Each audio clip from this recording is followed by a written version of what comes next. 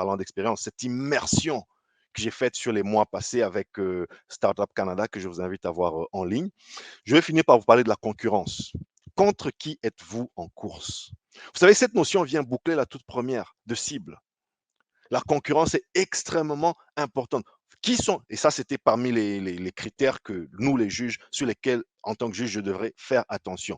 Quelle est ta perception de tes concurrents? Et très souvent, après une petite discussion, vous vous rendez compte que parfois les concurrents qui vous donnent des insomnies, en fait, ne sont même pas vos concurrents.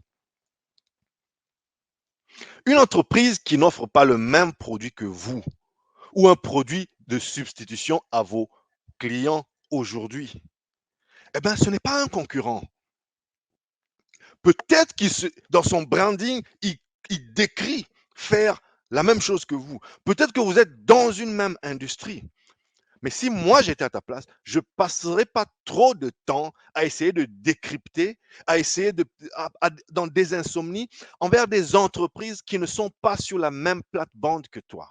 Ils ne vendent pas à tes clients, ils ne vendent pas à ton marché cible, ils n'ont pas un produit ils ne vendent pas la même chose que toi, le même service ou le même produit. Ils ne proposent pas un produit de substitution à ta cible.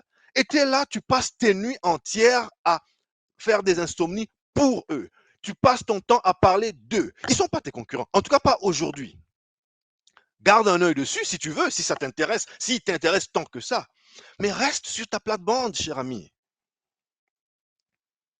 Évidemment, si tu exportes, ça amplifie le problème. Parce que quand tu es exportateur, ton concurrent, ça n'est pas toujours le gars, l'entreprise au bout de ta rue que tu vois tous les jours. Ton concurrent, c'est probablement une entreprise à l'autre bout de la planète qui n'a jamais mis les pieds dans ton pays, qui n'a jamais mis les pieds dans ta ville. C'est lui ton concurrent.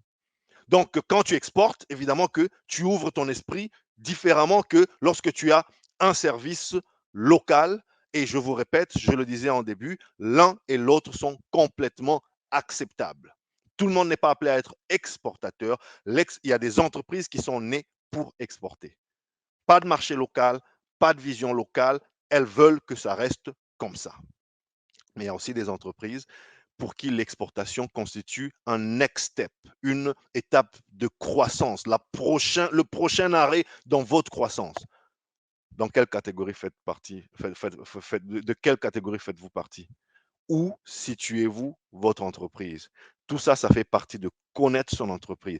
Et dans un pitch, dans un business plan, si ça n'est pas suffisamment respecté et reflété, le juge que je fus pour cette collaboration que je viens de vous décrire, il le voit, il le perçoit, il sent que vous n'êtes pas sûr de vous et vous passez à côté des financements, vous passez à côté d'encouragement, vous passez à côté d'opportunités de networking. Peut-être que ça ne sera pas les 30 000 dollars, peut-être que ça ne sera pas les 20 000 dollars pour le deuxième prix, peut-être que ça ne sera même pas les 15 000 dollars, peut-être que vous serez dans un ordre de grandeur tout à fait différent. Peut-être que ça sera vous attirer une certaine publicité.